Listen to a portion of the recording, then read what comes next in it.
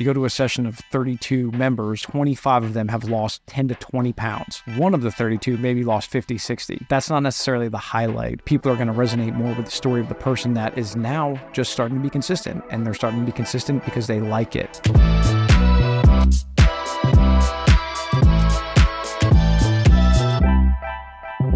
Benny, what episode is this? Episode 43 of the Real Talk Podcast. It's your host, Joey. And Thomas. And if you like what you're hearing, please like, subscribe, and comment down below. Little hiatus, CP. What's going on? Yeah, no, this is the longest we've been away. 2 weeks without a pod. It was a lot, you know. We had to get my brother married. Yeah. Had to just work. Oh, yeah, basically. It's been really busy over here. We're going to Vegas soon. We're going to Vegas on Monday. For work. For work. We're working. But we're getting everything done. Yeah. Yesterday, we had that event for America's Grow Row. Yeah, I wasn't able to make it, but break down a little to the people about what you guys did yesterday. So essentially, America's Grow Row is a nonprofit that grows fresh produce and gives it out across all of New Jersey and 18 states. Wow.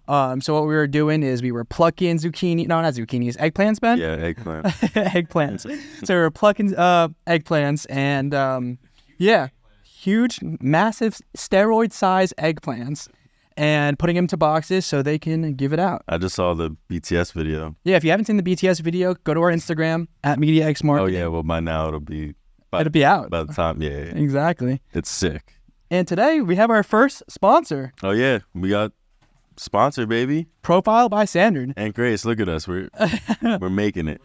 We're going places. They are a nutrition planning facility in Bridgewater. So if you need to get your food right, They also make these amazing snacks. I had the jalapeno chips yesterday, Yeah. the snack. They were fire. Those were good. And I think that's a good segue on to our guest. Today, we have James and John from Pratt Performance. They're all about helping you accomplish your goals and providing incredible supportive community where you can train hard and pursue your fitness journey. Everybody welcome James and John. Come on in. What's going on? What's going on, guys? Guys, how we doing? So let's go. Let me get you situated. Oh, you guys have... James is not. He's never been on our podcast before. I have been using a microphone for my own podcast for the last 2 weeks, but I have been yelled at for the volume being too low multiple times. So for the people that don't know what Pratt Performance is, or it's Pratt Personal Training now, right? Yeah, we've changed the name to Pratt Personal Training from Pratt Performance for recognition purposes of what we do for the most part. 100%. So tell us a little bit about what Pratt Personal Training is. Yeah, so we do small group personal training. So we take up to a maximum of 8 members per trainer. Every single member has a customized program based on their goals and their capabilities. And why the group personal training versus like individualized personal training? Yeah, so going back, one-on-one was something I did for first 10-ish years of my career, and I started at the building that I'm in now. So when I was there for the first 5 years, I was doing a lot of one-on-one sessions, and it was great, but I ran an attendance analysis one summer on my members, and the average client was coming 1.5 days per week. So we would, of course, recommend you should probably be coming to 3 days a week, and they'd say, yeah, that sounds great, but it's $110 per session, and I'm not going to pay $330 per week. So I would love to come more, but I'm going to come once a week, sometimes twice a week. And with that, it'll get me from doing 0. And I'll go from doing 1 session, from 0 sessions a week to 1 or 2. And that's great. So I want to take it back. Were you guys originally both just personal trainers, or like how did you kind of get into the fitness industry? Yeah, I know I was going back to college. I got my personal training certification when I was 19, spent some time at a commercial gym, Bally Total Fitness. Never exists, East Bally's. But then Parisi Speed School was where I spent my college years. And then my second internship was at Tess, where I still am now, 13, 12-ish years later. Parisi. I went to New Jersey Athletic Club, and I think that he had the Parisi Speed School in there. Yeah, they've been crushing it with the satellites. But I know John came in, he had just gotten his personal training certification, too, when he first started with us, which is a great story. Yeah, there's no time to tell the story today, but... You want to give us the highlights? I just had some crazy idea that I was going to leave an entire career behind after I had 2 kids and 1 on the way, or 1 kid, 2 on the way. I can't even remember what it was at this point. And I was like, I'll get my personal training certification. I've always found this interesting. I'll just get involved in that industry, right? Not realizing how hard it was to get involved. But early on came across James and what he was doing, and I didn't quite know what he was doing. He's always there, and it always seemed like his members were having a fun time, and he looked like he was having a fun time. So I ended up interning with him, and yeah, it was a lifetime ago, it feels like. Damn, so you started as an intern. Yeah, yep. And you slowly started to grow into a marketing position, right? Yeah, there was a lot of bumps in the road along the way. But so from the internship with James, through a couple other gyms and positions and all that stuff, I ended up back with James at Pratt. And that's when we really took off, I think, in 2020. We had like a really good team in place. These guys had been hustling for years at the time when I was away from them. And we kind of just hit the ground running. Then, of course, COVID happened and it kind of squashed everything down. But coming back out of that was where, for the first time in a while, and James can speak to this, is we're like, maybe we should do some sort of marketing. Maybe we should clean up our website. And, you know, at that point, it was a lot of referrals. Yeah, we were pretty much just a bunch of trainers who were completely focused on the product and made daily adjustments to our product to make it as customer friendly as humanly possible. And I think a story I've told many times and about John specifically was, he's like, hey, look, what about having me do some like sales or marketing or something like that? I'm like, well, I do the sales for the referrals, so we really don't need that position. And then he ended up leaving shortly after that conversation. And I was like, you know, like, how do I get out of the way of the employees a little bit more and maybe provide some more of a business structure to what it is we do and hire employees that are specifically designed to do more sales and marketing type stuff instead of just hiring a bunch of trainers and then have me kind of half-assedly manage the sales and marketing. When you first took that leap to start like going that route, were there any like bumps in the road in the beginning? Were you like nervous a little about like, is this the right direction we should be going? 100%, still do to this day. A lot of bumps.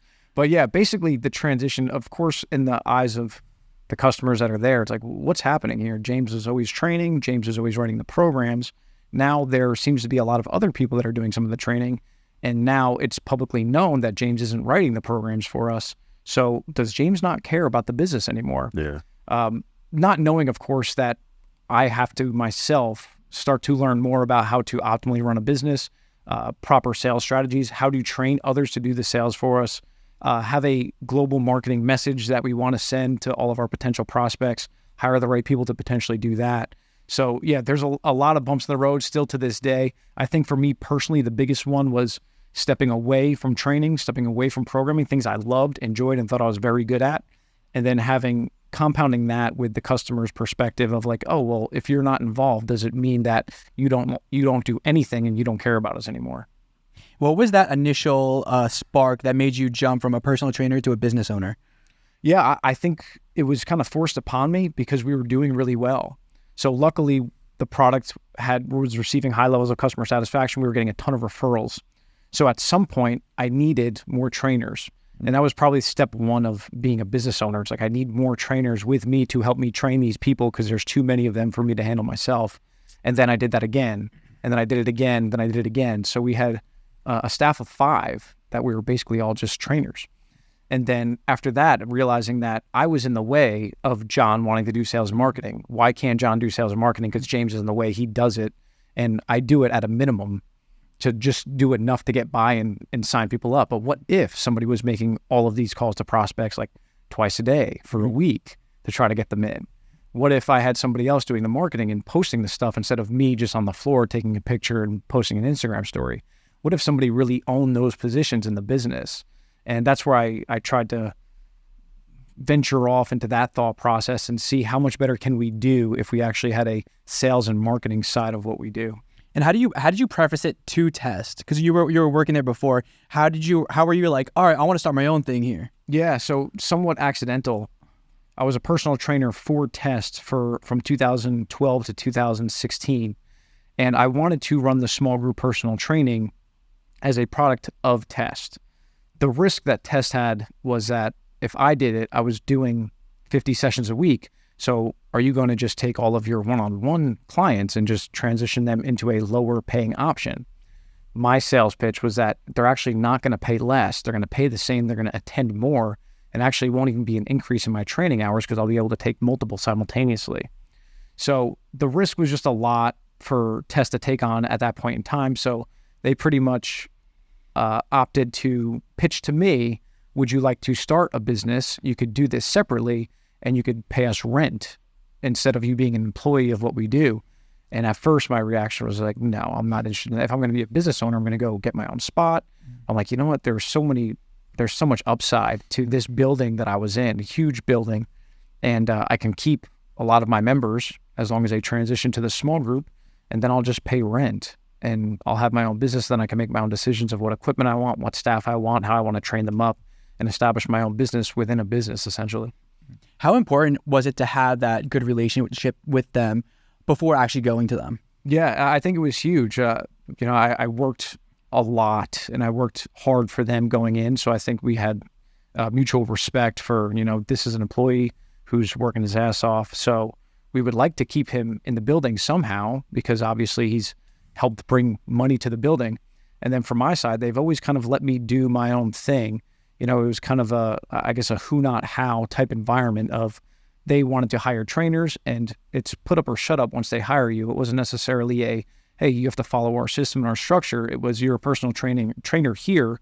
If you want to win, you have to be available. You have to do a great job. You have to keep your business. Once you earn trust of the sales staff, you'll probably get more people, which is essentially how it worked. So we always kind of had a good relationship going back to day one.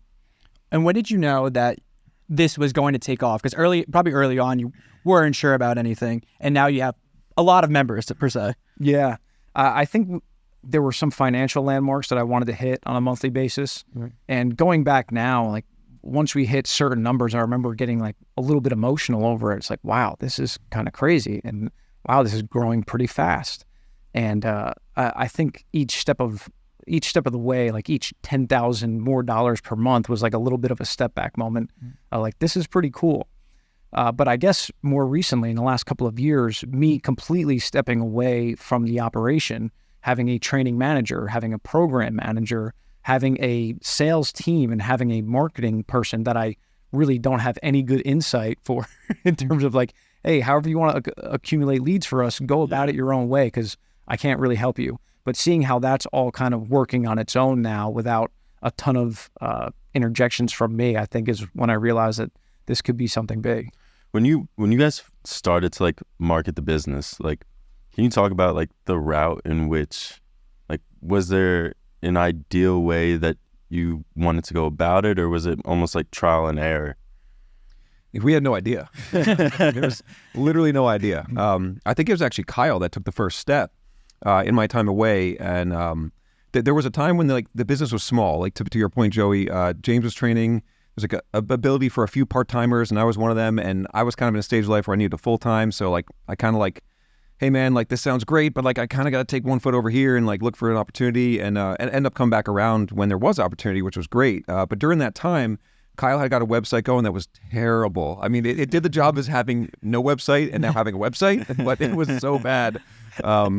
So I don't think it brought in any leads whatsoever. It may have done the opposite. I don't know. But yeah, we didn't know anything. So it's just like, that's kind of how, and James can speak this too, it's kind of how we've done it all along, is like, even though we don't know anything, just like do something, go in one direction, like tackle something, do some work, take some action, and you'll figure it out along the way. And that's kind of what we did. So as far as like social media and stuff, same thing. It was like, well, maybe we should have an Instagram. And this is back when Instagram was like relatively new. There was like maybe just supporting video, maybe stories were new things. Like take a quick story and like you could go back to our Instagram like way back when the building was so different. There's these horrible videos, but that's just like raw and real. And there may have been some impact, but we'll never know, right? Like, because we'll never know the impact that stuff had, because maybe people saw us for the first time when we were dabbling in that website. Maybe people saw us for the first time when you guys came and did a promotional video for us. And we put it on YouTube, right? But maybe that was our first interaction, and maybe nobody really picked up the phone. Now, I think some people did, but now that we're down the road and we've compiled that stuff, and now that social media has gotten more advanced and you can target and stuff, it's like maybe the people are coming across this for the 4th, 5th, 6th time. Yeah. And maybe if we didn't have that terrible website, that they kind of like saw us and maybe they were interested, but maybe now wasn't the right time for them. Maybe now it is. So if we hadn't put that stuff in place and hadn't done those videos with you guys and hadn't still had you guys come and doing pictures and stuff, maybe things would look a lot different. And John, you come from a big corporate gym background, right? In some way, shape, or form, yes. I mean, I spent a little bit of time in my time away at both a discount gym environment, big brand that everybody would recognize, and then like more upscale gym environment, also big brand that people would recognize. And what made you make that jump from a big, probably corporate gym that probably had, longevity, like a stay for longevity, to go to Pratt? Yeah, well, the jump out of the discount gym environment was very obvious. It's just very frustrating to work in that environment. I think there is some good that comes of it. I don't think it's something that doesn't serve a purpose to some person out there, but it just wasn't for me. The other gym environment that was more upscale, they really had their stuff together. They had a really good business model. I mean, they're still around.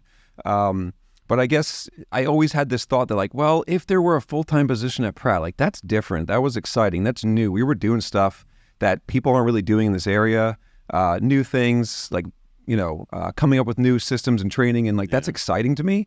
The big box gym has it all figured out already. So if you don't want to think about that stuff, that's great for you. But as I got into more manager positions over there and had to make a decision where I was offered a job, like, well, I could like take what they've done and like, I'm in a system. I can't really think outside the box anymore. Yeah. I'm just doing what they're telling me to do at that point. And to some people that might be okay, but it wasn't really stimulating to me. So I had to sort of make the decision simultaneously with James, getting kind of reconnected through him, like, hey, there is actually room for a full-time position over here. Had a little talk with him and was like, all right, this is a no-brainer. Like, this is way more exciting to me and what I get to do in my day-to-day. Yeah, I feel like that process of like helping a company grow rather than just like going into one that's already, it's going to grow regardless. There's like so much like value. Just like yeah, I mean, you guys have been right there, right? Like, yeah, I mean, it's pretty similar. Like same trajectory, right? Same. Yeah, he started off part-time too.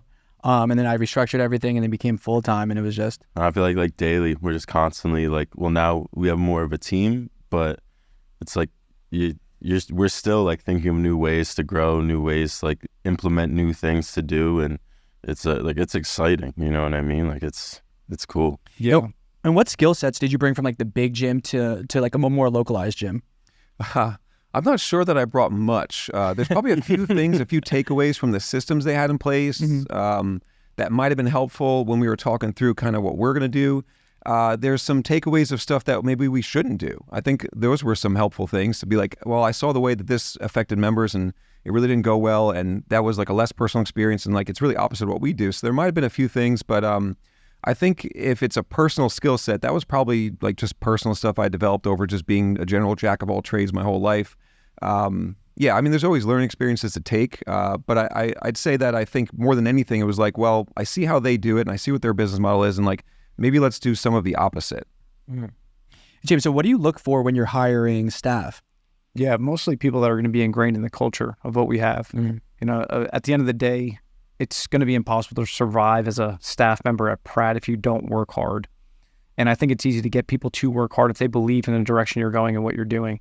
Also humility and the ability to just kind of receive instruction and want to change for the better and want to improve, which was also, I think, easy to do when the business is trying to do it.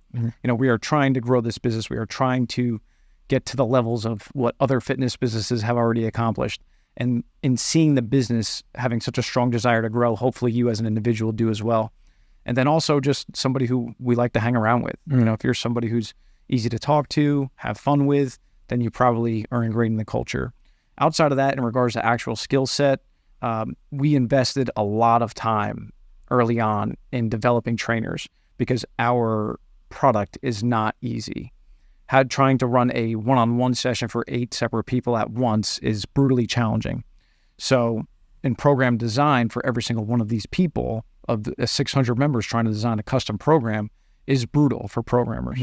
So I think of the skill set that is required, you probably have to be a much better trainer at our gym than anywhere else. And we will put in the work to make sure that you get good. It's kind of up to you to make sure that you continue that as we are trying to progress you from a skill set perspective. But fundamentally, I think abiding by like our core values and being ingrained in our culture and being the type of person that gets wide-eyed when we start to discuss our goals as a business, and someone who gets wide-eyed when we start to talk about the direction that we're going, that's kind of always been huge for me. And you guys foster such a sense of community within your members. I see your testimonials all the time. Your clients rave about it. What systems did you put in place to make sure that community aspect is always there and the people love you guys?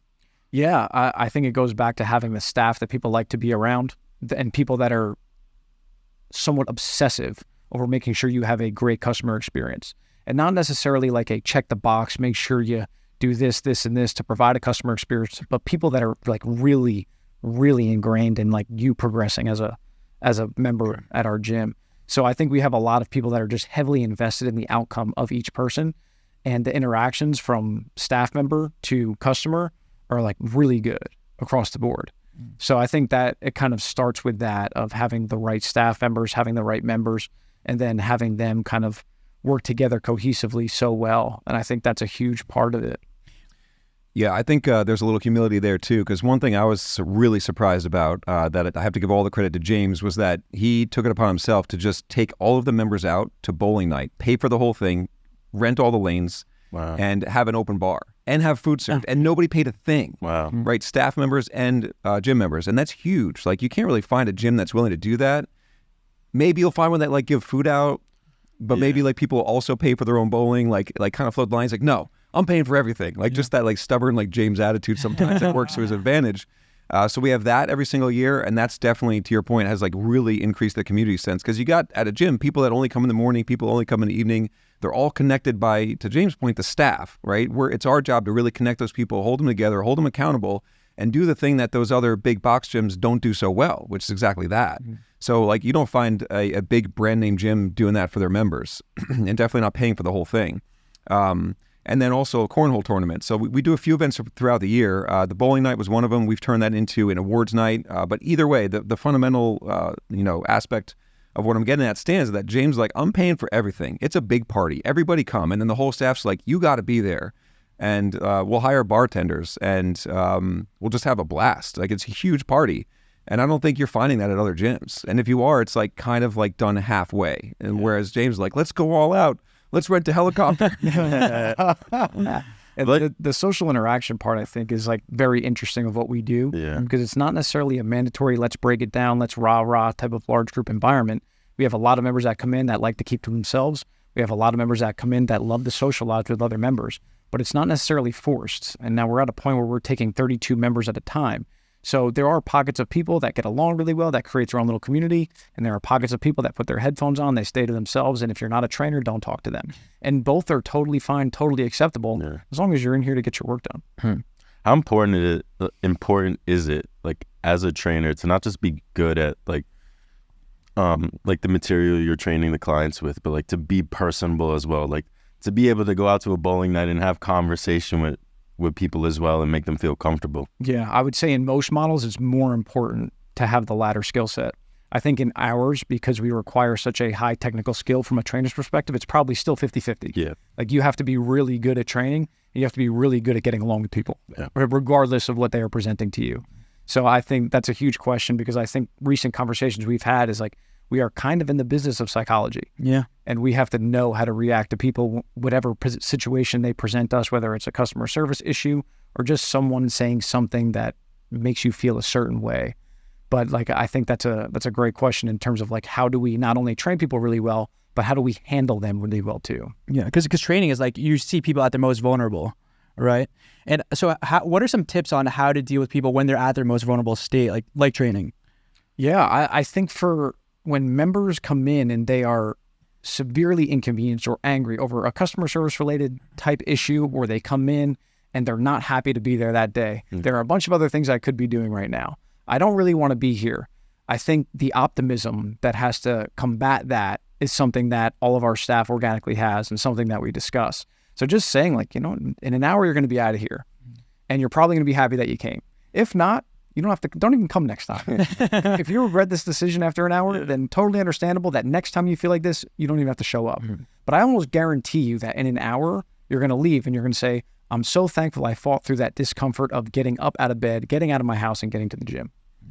And you guys collab with like local brands too, like Athletic Freak. I see they're on your patio all the time. How important is it to collab with brands that are in the community as well? Yeah, I think ultimately for us, we just want to support other people that are kind of fighting the same battle that we are, of being a local business and wanting to grow. And, I'm not even super sure of everyone's marketing and sales background, but if there's any way that we could help I think that's the best thing that we could all do for each other, get a little bit of exposure to somebody who has a great product, which I think is kind of like the qualification process of that. It's like, if I really believe in what you're doing, then I have no problem promoting you as a business. So come expose our members to something you're doing. And also selfishly, our members that are coming in and out, they may love the fact that we have Sneaker Factory outside offering sneakers. And it may be someplace that a lot of our members have wanted to stop by, but now you don't have to because they just happen to be outside. So, hopefully helpful to the members, hopefully helpful to the businesses too. That's a prime example. You guys coming on the podcast, you see our audience sees you, and it's kind of just like a collaboration. 100%. Yeah, let's touch on the first video that, I don't know if I was there for it, but the first video that we did together. Yeah. I think Kyle hit me up about it way back in the day. It was it 2020 or 2019? It might have been. It was definitely before 2020. So I think I want to say it was 2018? 2019. I was actually not there, but I did see the video. This was pre-Peloton. Yeah, this is before those videos. Yeah, no, this was the. I didn't remember that. I think this was Christmas the commercial. first collaboration, if you will, with you guys. The first opportunity to work together that I think Kyle had put together, and hats off to him, man. That goes back to what I said before, like a guy that's willing to just take action and just stubbornly run through walls. Like he has. Shout out Kyle one time. Yeah.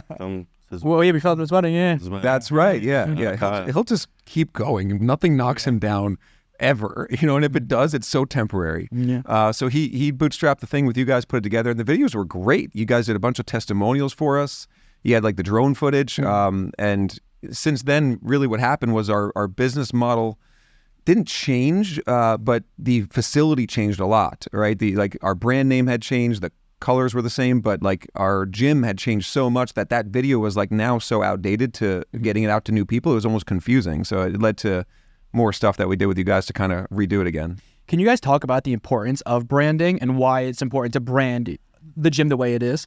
Yeah, I think for starters, going back to the videos, like when we had you guys come in, people were like, "Whoa, like is this like a serious thing now? You guys are like legit business?" Because like you train a lot of people, but that's really all you do. And you take some Instagram videos. But what's up with these people? They're like real cameras, real lights. Yeah, some of our members like, "Do I need to put my makeup on before I come in for this professional type shoot?"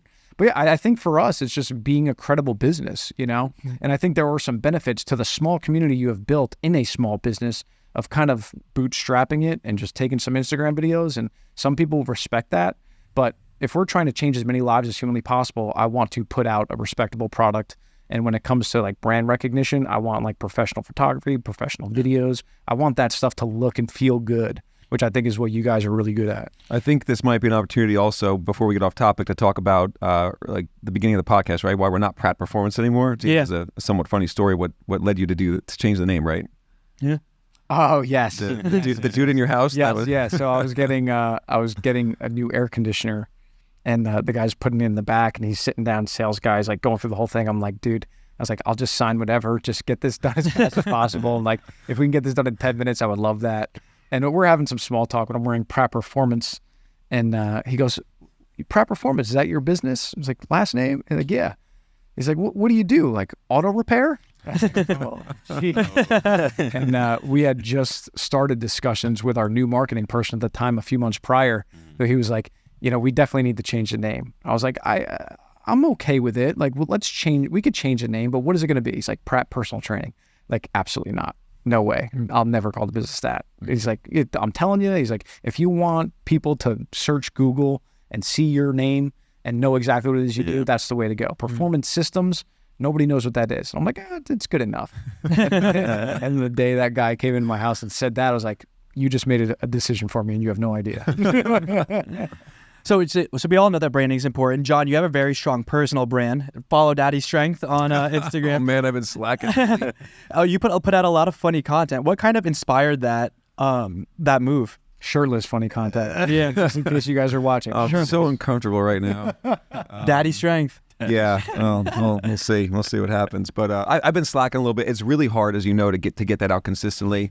I have a family, I have kids, and it's like priorities. But I like doing it. So I got involved with a little bit of video editing and stuff. And I'm nowhere near on the level of you guys by any means.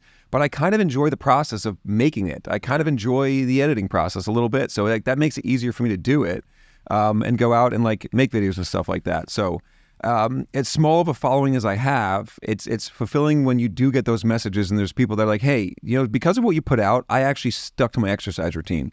People will DM me once in a while, and it happens seldomly. Family members even be like, hey man, just want you to know, like, by the way, you like kind of inspired me to actually get back into exercise. I'm like, I had no idea. Like, so the thing that kind of keeps that going is you don't know who's out there that might need to hear that might not tell you anything. You might not get any reward for that whatsoever other than the like button. And sometimes that like button sucks on Instagram because of the algorithm. So you get the opposite of a reward maybe for a video you put a lot of time and effort into just because of the time you posted it might have not been optimal. But then when you get those messages, I'm like, man, okay, so like, as uncomfortable as it is sometimes putting out this content, being vulnerable, maybe like putting things out that people are going to make fun of you for, potentially people take jabs at you, then you have those messages like, wow, okay, that is why I wanted to do that in the first place, is because potentially somebody out there who's depressed at home, doesn't know where to start, maybe wants to get back in the gym, maybe something you say kind of clicks with them and it starts them off on, getting back into it, and it might change their life to some degree. So, there's that. Do you have any tips for people that are reluctant to get on camera or make their own content if they don't have the budget to like hire like a video production team? Yeah. I mean, it just comes with reps. It's like now being in a sales role now and making uncomfortable phone calls and having people ask you uncomfortable questions and trying to navigate that. You just get better by doing it. So I've heard it from everybody where like at first you're like so awkward about being on camera. You retake it 1,000 times. You delete the video 100 times before you post it. We've all been there, but like you just keep doing it for long enough and it just all of a sudden gets so much easier. It gets so much natural.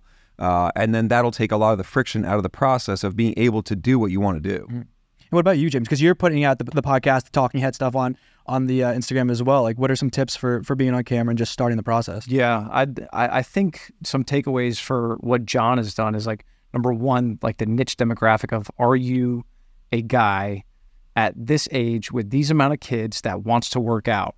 Because I am living proof that you could potentially do it, and I will help you and show you the way. So I think for those of you that are considering putting out content, there's a great message there of like, there is someone who's going through the struggle that maybe you currently are or used to have. And if you can show them the path towards being in great shape at 30, 50? You're like 35, 102. At 30-something really years old with 3 kids that works a full-time job. And the second you clock out, guess what? Go clock in at home. Like if I can do it, then I'm going to try to help you do it too. So I think there's like a big time niche demographic thing that you can solve someone's problem. And if it is one person, if you put out something and 300 people make a joke, myself included, like I've reenacted his cooler talk, his cooler of gains things. He trolled me a couple times. I thought it was hysterical. I thought my versions were even better than that. But in doing that, it's like if there's, for every 100 people that like kind of joke around with you about it, if there's 1 or 2 people that say what he just said, family members reaching out and saying like, you just made a difference, that's huge. And when I'm trying to put out content, doing the podcast, like same thing, I feel super vulnerable. Like, I don't know if it's too complicated. I don't know if it's helpful, but I do know that if I keep doing it, hopefully in a few years, it's more helpful for a higher percentage of people that see it. And hopefully a lot more people are seeing it at that point. 100%. I feel like it's like the same for us. Like when we first get going, I'm like, oh my God, we're going to be sitting here so much. We're going to be talking about so much stuff. Like there's going to be shit that just pours out of my mouth sometimes. But more often than not, there's going to be a lot of good that comes out of that. Like the conversation. I mean, like my aunt, she... Shout out Aunt Grace one time. Yeah. We're going to shout her out a bunch of times. She had actually like wrote me a letter and was like, I never even knew this side to you. I really was like, it's making me see like a different side of things. And you're sitting down with all these fascinating people. Like it's amazing.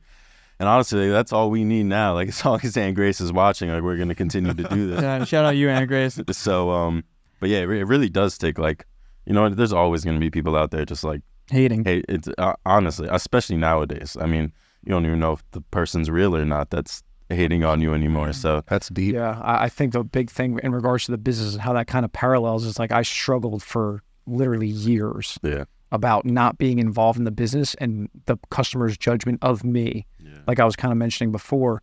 And then once I kind of got to the point, I'm like, you know what? I'm not going to make everyone happy, and I have to make a guarantee to myself that I'm always going to do what is best for the business, regardless of anyone's opinion. Yeah. So if there's 20 members that think I should be out there on the floor saying hello more, is that actually what's best for my staff? And is that what's best for my business? And is it what is best for me? Is it what is best for my future child? I need to take that into consideration before I overvalue 20 people's opinions of how much time I'm spending on the floor watching a training session. And I think that same level of I need to stop caring what people think is what I'm trying to do for the business on the social media side and putting out content. It might be good, it might be bad. Either way, I just don't care. You're gonna have a few members that send you jokes too. A couple of members that really like to to push your buttons. Definitely. Yeah. They find something a little awkward that you said, and they're all over it. 100%. And they have that, and not being around as much, receiving criticism for the content we put out, becoming too corporate. It's like they'll never know how hard it is to hear those things. And I'll always play it off and joke around about it, but there are times I'm like, you know what? Maybe they're right. Yeah. And trying to get over that of like, if they are right, who cares? And in the population of people that see this, what percentage of that do they actually represent? So does it actually matter? And on the other side of it, are there 3 people that are going to hear this that it's going to make a big difference for? Because if 3 people hear it and it's worthwhile, that's worth 300 people laughing about it. 100%. Yeah, and you guys do like a lot of sick customer testimonials for the members. Why is testimonials important for the brand and the person in the testimonial as well?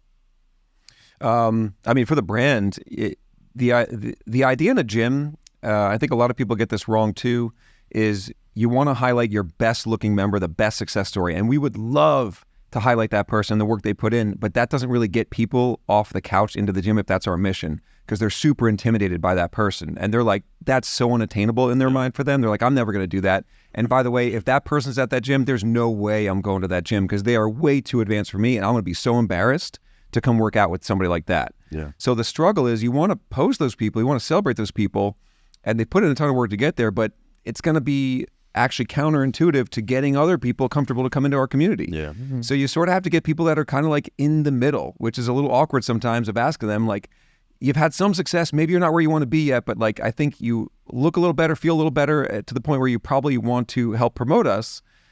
So we want the person on the couch to see like that midline journey, like, hey, I can see myself in that person's shoes. So I think that's, super helpful to the brand. Oh, it's a chance to just celebrate their hard work. I mean, everybody likes to be recognized. So if you approach it in a way where you tell them that the reason we're doing this is because we really like to work with you. We like how you interact with us as a staff, and we want more people like you to come with us. So we would want to highlight you and your success. And the recent, maybe they had a big push and they did a couple months of extra hard training leading up to a wedding, and they had some extra weight loss, and they really achieve some good results. Like, we want to highlight that and have them, shout out, give a shout out to them.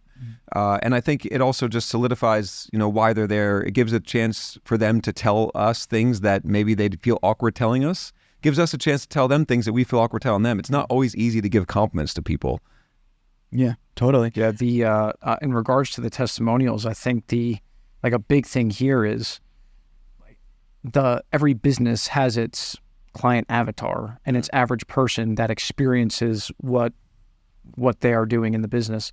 And I think for us, the average person is someone who comes in that is nervous about going to the gym. They're scared they're going to get hurt. They've tried everything else. They haven't succeeded.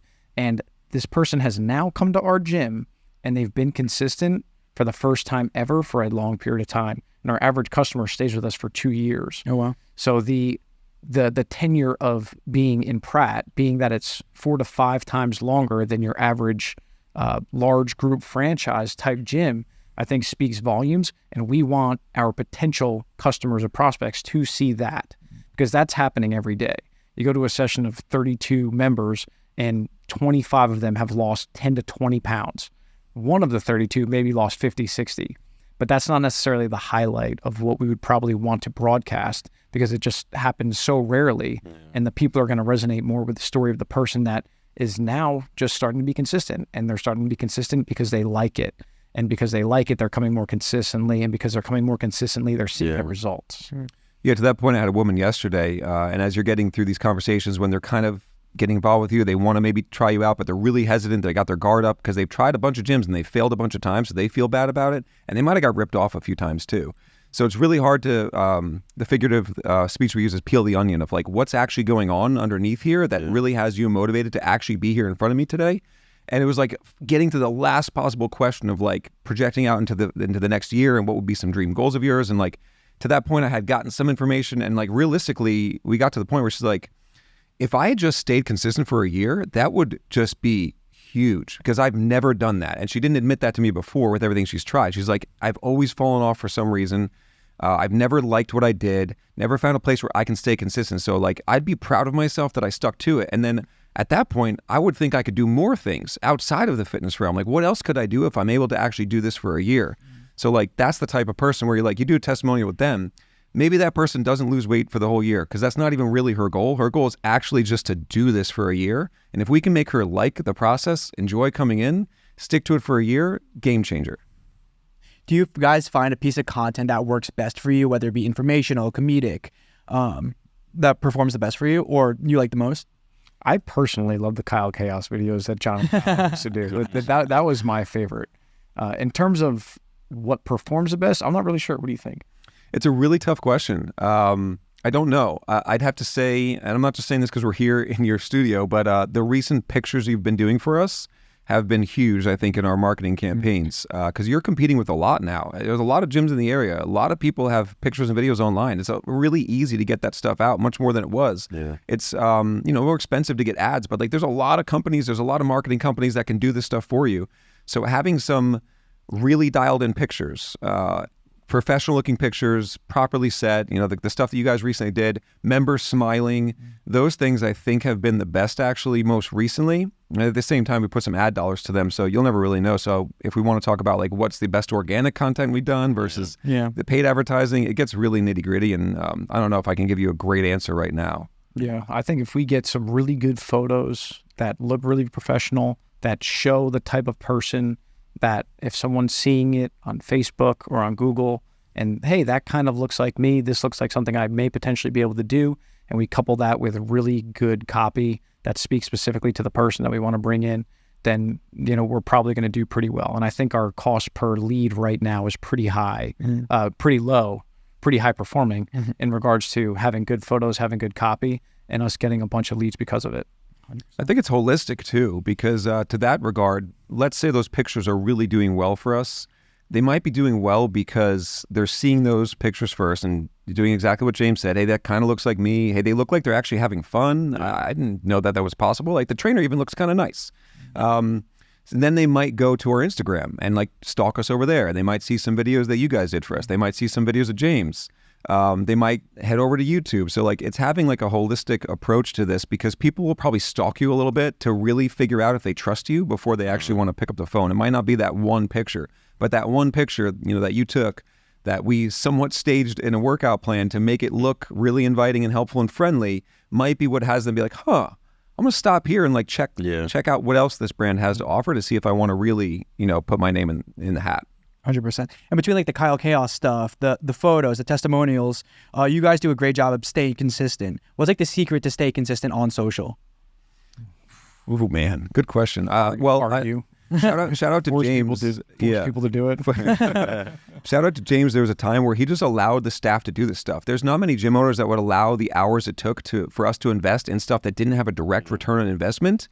So it's sort of like taking a chance. Like James let me, a few other staff members spend hours like filming some videos, putting some stuff together, editing it, putting it on Instagram, spending the money to work with other people like yourself to come and do photo shoots. So just I think having the business ownership mindset of like, hey, I have to kind of take a risk here to see if it'll even work. I think that's a shout out to you and just like letting that happen. Yeah, appreciate it. Thanks for the shout out. But yeah, for me, ultimately, I think if we, this has to be so much of a focus the same way the sessions are. If we're going to have 11 sessions a day, we are also going to post this and this. And it's just what we do now. And even if, no matter what it takes, if it means we have to hire more people, if it means we need to allocate more hours towards this thing, if we say we're going to do it and we think it's going to be really important, then we have to make it happen regardless of the financial backing that it needs or the man hours behind it. 100%. I think it's a good time to transition into rapid fire. Let's do it. So we do a segment. I'm a little nervous. We We didn't talk about this before the podcast. All right. So we just go in a row and we just spit fire questions, and you guys can just go back and forth, or both of you guys can answer it. All right. Most overrated workout. Or exercise. Most overrated exercise. Burpees. Most overrated exercise. Gosh. Complexes. It's. I don't know if anybody knows what that is. Does people know what that is? We could put a video in. That's where you use one weight and you do like 5 exercises in a row with it. I'll just leave it there. I don't like those. Good one. When like squatting or deadlifting, shoes or no shoes? Deadlifting, no shoes. Squatting, shoes, usually with a heel elevation. No shoes ever. So ever when I work out. Favorite body weight exercise? It's between pull-ups and push-ups for me. I'd have to say pull-ups. Yeah, I think more exciting. And reason being, it's like for pull-ups, it's probably appropriately difficult for most people of like adequate strength to do for it to be challenging in the appropriate rep range. It's like for some people doing push-ups or doing bodyweight squats or bodyweight lunges, you have to do like hundreds to get a true like single set stimulus. Yeah. What diet myth do you want to crush? Ooh, you're gonna love that. I definitely want to go with. I just think keto is so overrated. You know, in terms of like trying to get in a calorie deficit, but not being able to eat carbohydrates and having high fat. It just seems somewhat contrary to what probably works and is more sustainable. Oh man, this is a huge. This is not Open up a can of worms. Not a rapid fire. I've tried a lot myself. I'll have to crush intermittent fasting as people who say that is the way to go. I think it has a place. I've done a lot of it. But I think also really any diet that you say is the only way is just not right. So I've seen people go wrong when they are in that and they're like, okay, this is the way forward, right? And your body's going to adapt. If you don't have other things right in your life, intermittent fasting is not going to solve your problem. And the only way forward to keep going there, which I got to is just go less and less and less time eating. So you get more and more and more unhappy. And your body fights back more and more and more as this goes. So like that's where I think I see people go wrong. It's like at first it works and then it doesn't. So I would love to crush that one, but I'm also not saying don't try it. Yeah, and I guess we can encompass that by saying we can crush everything by just saying if you have your calories a little bit lower and your protein a little bit higher, regardless of how you go about it, then you're good to go. Favorite post-workout meal? Why is it so hard to answer?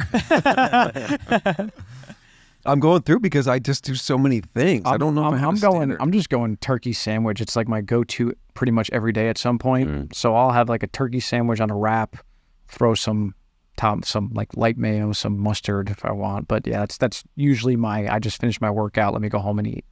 I gotta shout out my favorite place to shop for food right now is Trader Joe's because I got a bunch of meals that are frozen that are really good, that are cost effective. I got them in the freezer, and usually I'm super hungry after workout and I want to feel full, so I get like a couple bags, potatoes, rice, some protein, some chicken, whatever it is. I kind of mix it all together, put some hot sauce on it, go for it. I just have a giant plate of food. So yeah, I'll couple that Trader Joe's shout out one because every chip and whatever he brings in, I always end up having some. Shout out the pickle chips specifically. Oh yeah, one time the show says. And my cousin's one of the regional VPs of Trader Joe's. So that business is just crushing. Dude, have them hook me up with a discount. Buy in bulk. I need a discount.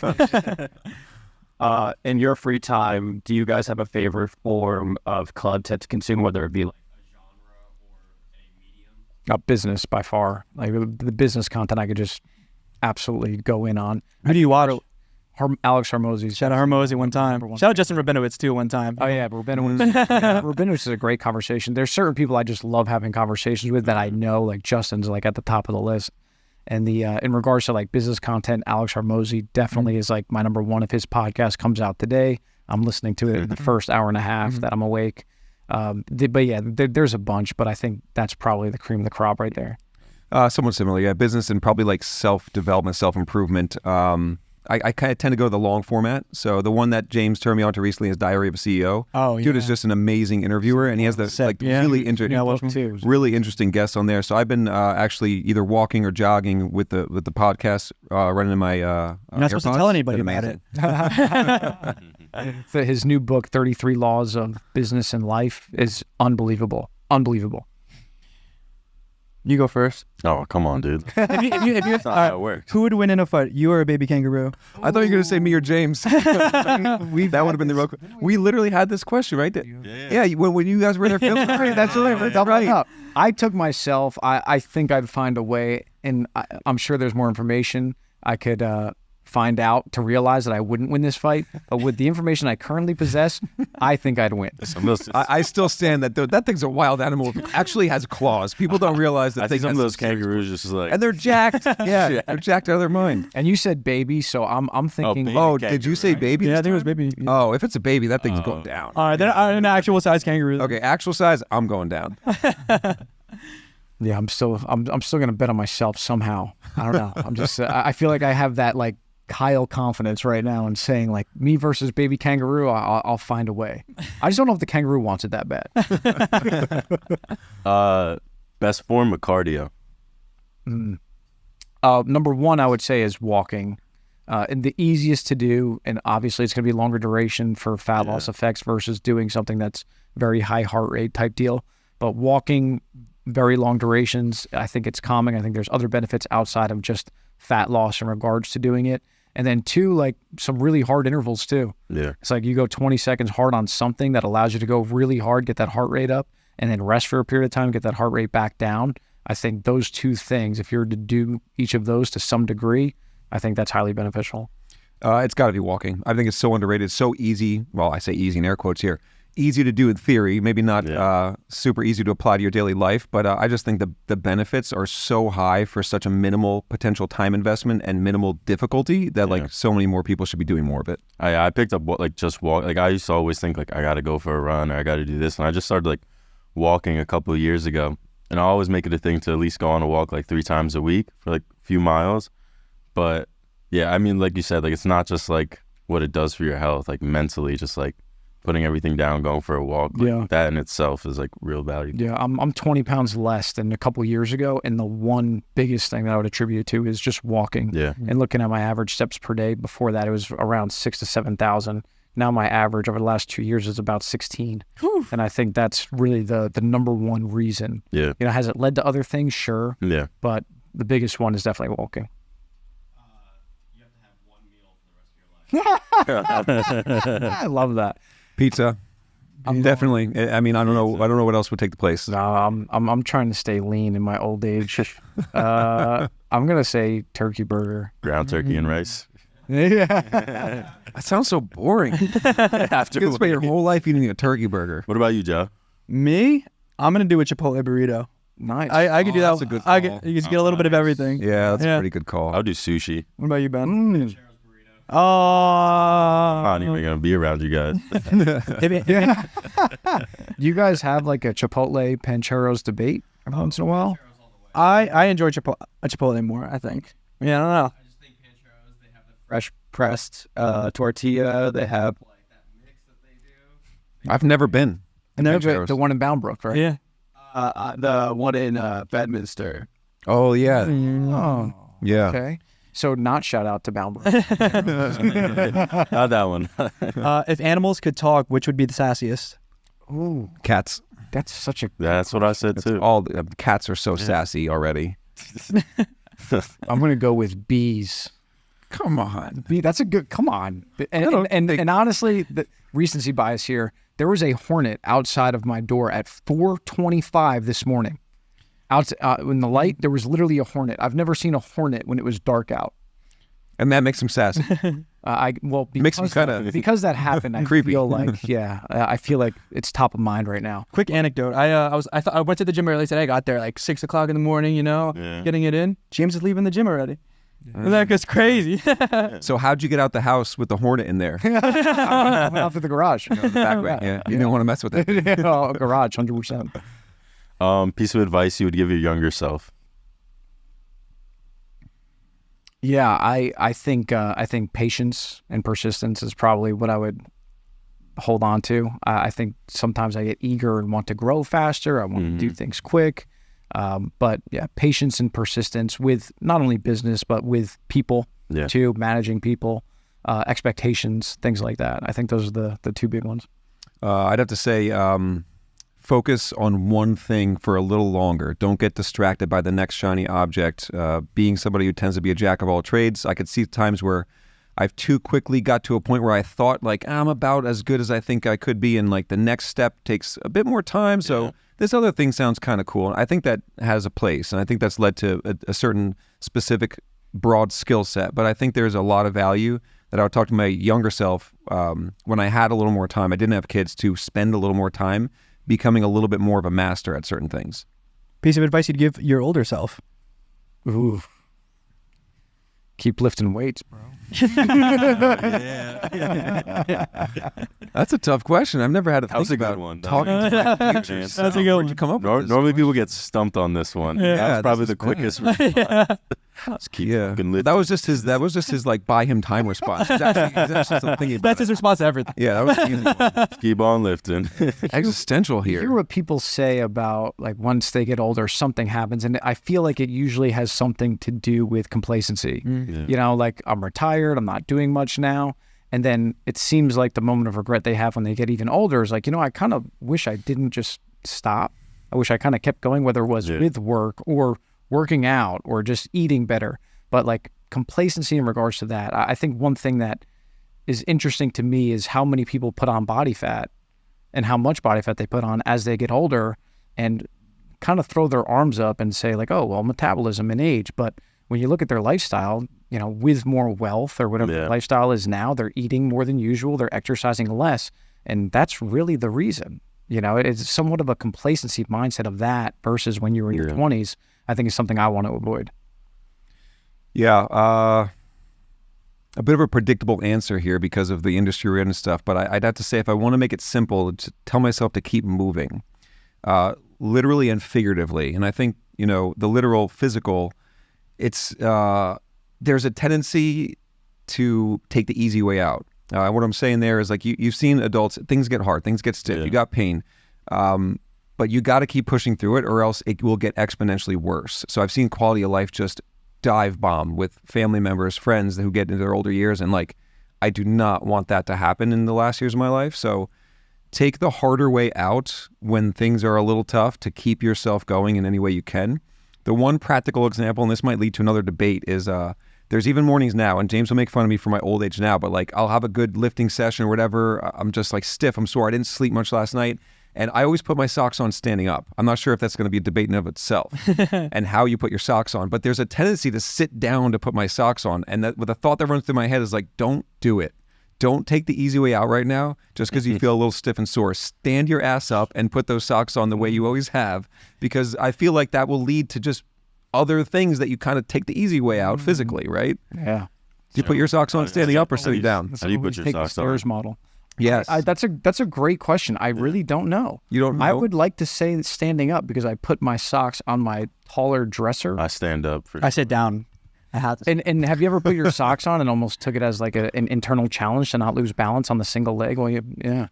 Yes. Well, now if you're listening to this, and I know all of us in this room, going forward, I'm never sitting down. Joey already sitting down, so he's shot. Basically. I'm going to try to balance on one leg while I put my shirt on too, or we'll take this to the next level. Where can the people find out more about you?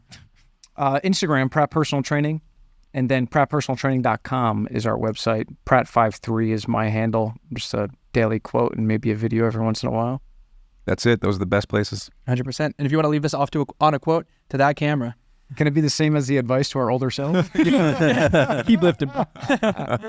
Anything.